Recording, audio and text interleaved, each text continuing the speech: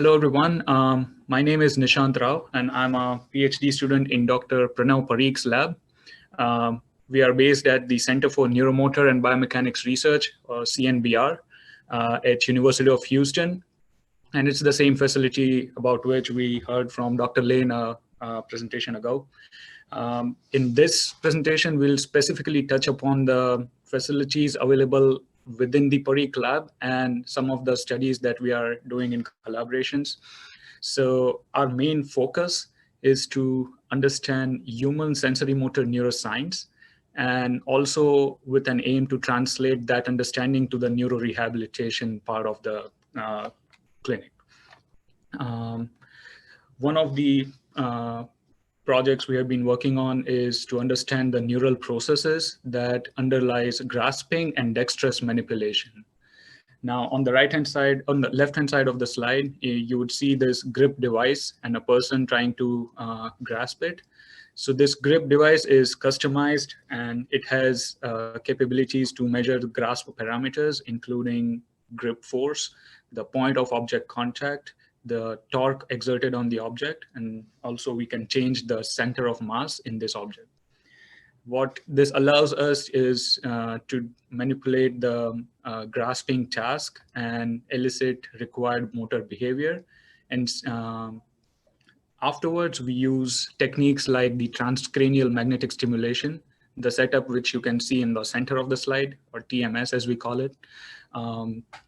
This helps us manipulate some of the characteristics of the brain regions that are involved in the grasping task.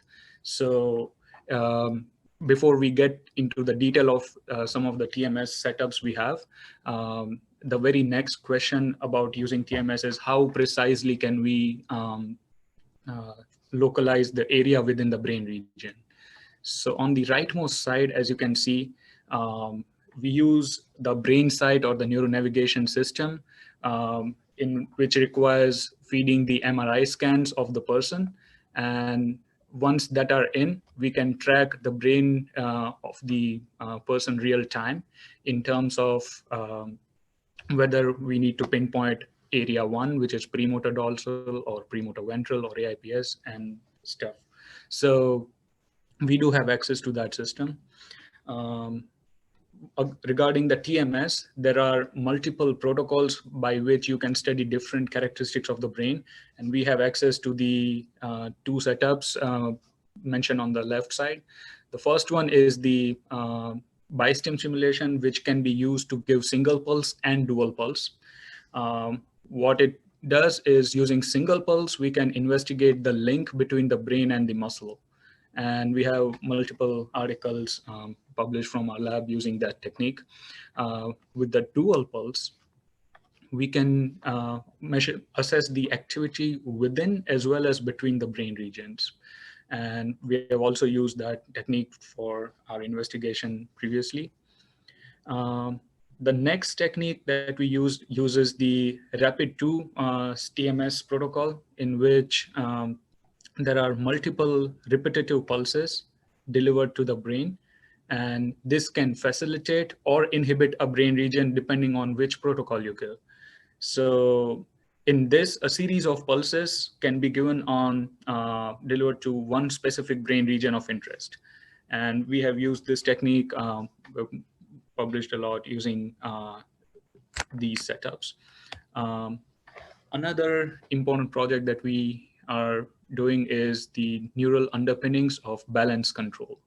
Now, I think the device mentioned on the left side, we already saw during Dr. Lane's presentation. It's the NeuroCom system, in which a person can stand and the balance platform at the bottom can give sway or translating perturbation. We'll see it a moment later.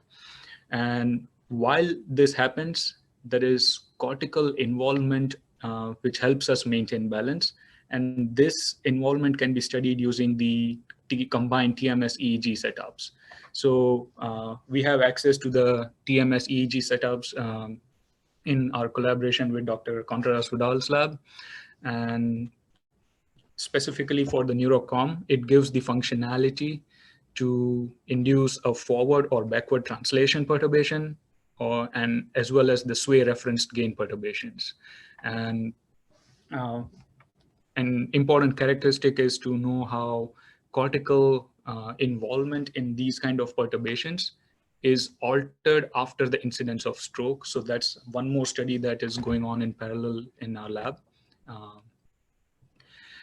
Next, we have also performed this study wherein we looked at the role of stimulating the primary somatosensory cortex on the pain assessment of the person.